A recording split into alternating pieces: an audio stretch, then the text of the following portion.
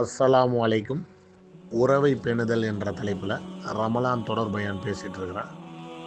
இன்றைய தினம் தனது வாழ்வாதாரத்தை விரிவுபடுத்தவும் தனது ஆயுட்காலம் நீடிக்கவும் விரும்புபவர் உறவை பேணட்டும் என்று அல்லாஹ்வின் தூதர் ஸல்லல்லாஹு அலைஹி வஸல்லம் அவர்கள் கூறினார்கள்.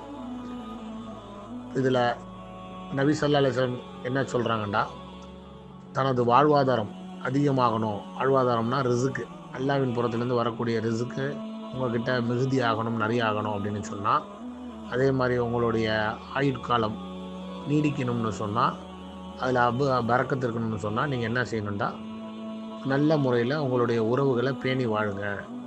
உறவுகளுக்கு உதவி செய்து பொருளாதார ரீதியாகவும் உடல் ரீதியாகவும் உள்ளத்தின் ரீதியாகவும் உதவி செய்யக்கூடிய நல்ல உள்ளமாக இருந்தாங்கன்னு சொன்னால் அவங்களுக்கு வாழ்வாதாரமும் அதே மாதிரி ஆயுட்காலமும் நீடிக்கப்படுகிறது என்று அல்லாஹ்வின் தூதர் அல்லாஹ் வாக்குறுதி கொடுக்குற விஷயத்த சொல்கிறாங்க.